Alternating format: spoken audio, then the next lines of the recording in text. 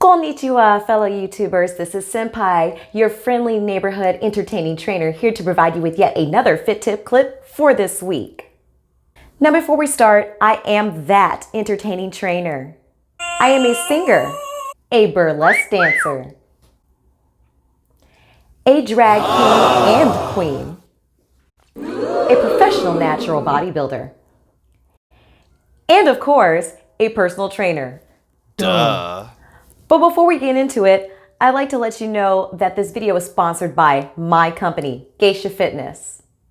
If you want to go ahead and get started on that healthy lifestyle, go ahead and click on the link below, which will lead you to my website. Whether in person or virtual, if I see you looking like this, then I know that we are on our way to a better you. But enough about me. Let's get to the topic at hand. So of course, it's December 27th, 2020, guys. If you've been following me on social media, I'm sure you've already heard my advice about going ahead and getting started instead of waiting for next year for a New Year's resolution. However, I know most of you people don't listen to me, or you have a habit of doing things your own way because you know better, right? Inquiring minds want to know. So let's say that you want to start next year and you are going to start next year.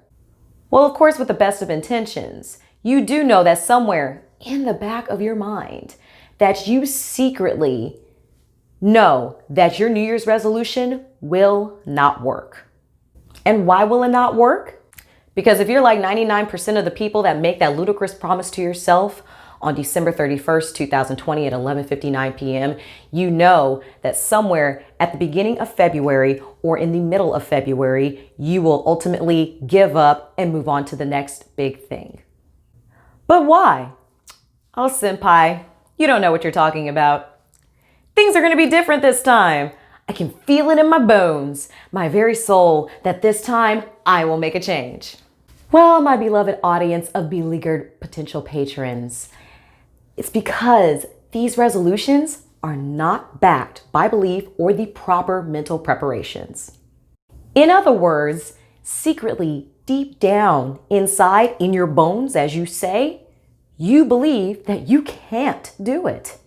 Now, these are usually conscious or subconscious statements to overcome a perceived weakness, such as not drinking anymore or drinking less, losing weight, watching less TV. So why do these suck? Why do you know in the back of your head that you are just not gonna do it, that you're just not gonna follow through? Well, have you ever heard that quote, failing to plan is planning to fail? Right now, you are conditioned to fail because you have never achieved any goal before in the past. Instead, all you're doing is really just going through the motions, hoping and praying that eventually it will work this time through.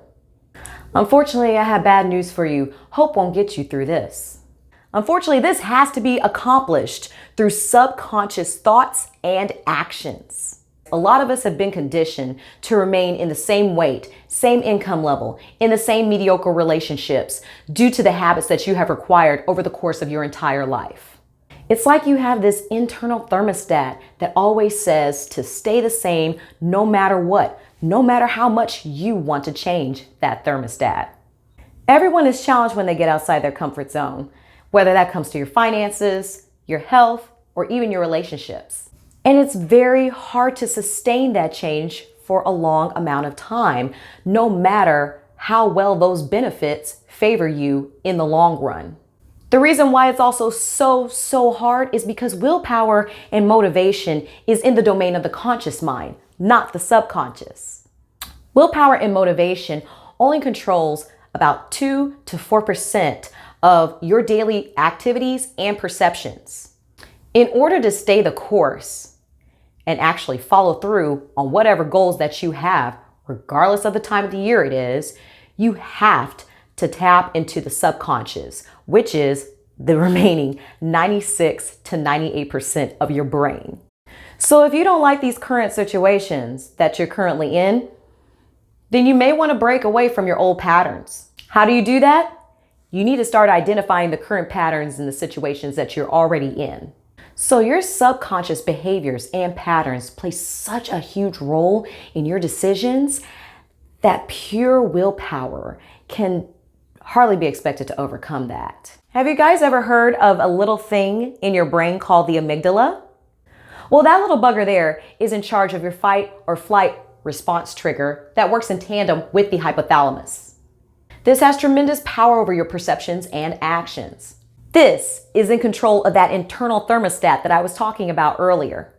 If it senses any potential stress whatsoever, it releases a ton of neurotransmitters in response to that stressor, and it causes anxiety, doubt, fear. So when you feel distress, this is when you normally decide to not embark down the path of change for the better, even if you don't want to. Pretty much, the amygdala pats itself on the back for a job well done for keeping you in your safety zone. But senpai, why does it do that? Straightforward, it doesn't like change. When you make any slightest effort to make a change, it tells you to go back into your safety hole. This leads to the thinking that the effort is really not worth trying. This is unfortunately due to our evolution as humans on this planet. Pre-civilization, when we're roaming from place to place, we see an open plain. If it looks dangerous, hey, don't go into the open plain. It's too scary to go. Unfortunately, that part of our psyche has not evolved and adapted to the modern day, which now leads us back to the health and the fitness goals. It's pretty much like you have this evil devil on your shoulder, like the ones in the cartoons, that tells you to go back to doing what you do best every single time you're about to do something stupid like, get outside your comfort zone and go lift weights, per se. Examples of what this little devil could be telling you.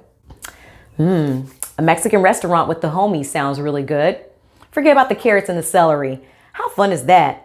Don't you want that salty, crispy, melt in your mouth taste? Why go to the gym? Let's just Netflix and chill. Let's go through all 6 seasons of RuPaul's Drag Race again. You say you want to do what? A fitness competition. You have to lift weights every single day and miss out on all the birthdays, parties, and holidays. You look like a party pooper since you can't eat the cake and drink the beer. So I know some of those examples were probably a little corny, a little cringy maybe, but hey, you get the point. That's when all those goals, all those resolutions, all start circling down the drain. Unfortunately, this lends to the old adage of the more things change, the more they stay the same. So how can we turn this around? In order for your resolutions to finally be fulfilled, your subconscious and conscious minds both have to be in alignment for you to finally start to see a change and for it to start taking place. Now, don't get me wrong. The outside is going to say, "You can do it!" And the inside is going to say, "No, God! No, God, please, no! No!"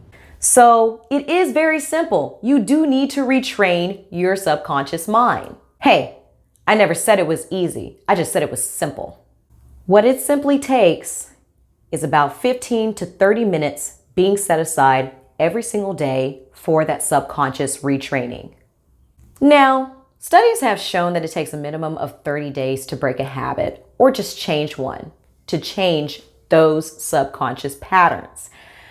But if you've been following me previously when I've been doing my Fit Tip clips on Facebook Live, you know what I always say. Everybody's body is different, and that applies to the mental side as well. Determine your goal. And I'm not just saying be vague about it, okay?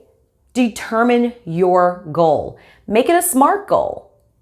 And of course, we will talk about that in a later Fit Tip clip. Let's be specific. What do you want? Do you want better health?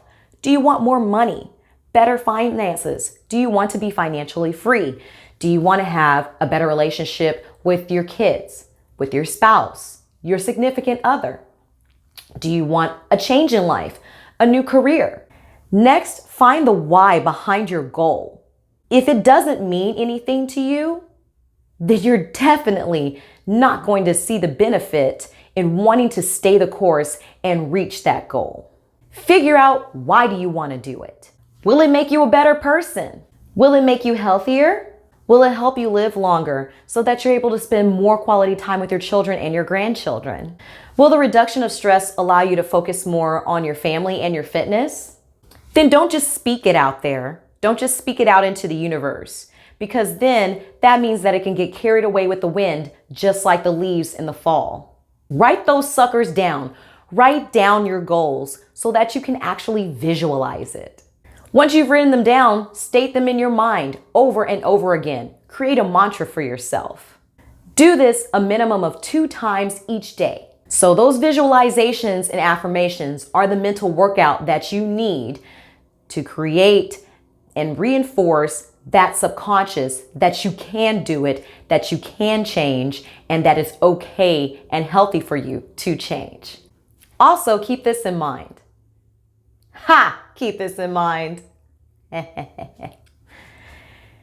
Your brain does not know the difference between a real event and an imagined event. This should also lend credence to the fact that you have control. You have the ability to change the neural infrastructure of your brain to create a new reality and a new perception on life. So that's all that I have for you today, guys. Remember, Rome was not built in one day, and neither was your beautiful self. It didn't take days for you to pack on the pounds, so it will not take days for you to take them off. It's not about losing the weight or building the muscle. It's about that lifestyle change. If you like this video, hit that like button below and subscribe to my channel for more content. I will be putting up a new video every Sunday. This is Senpai. Sayonara.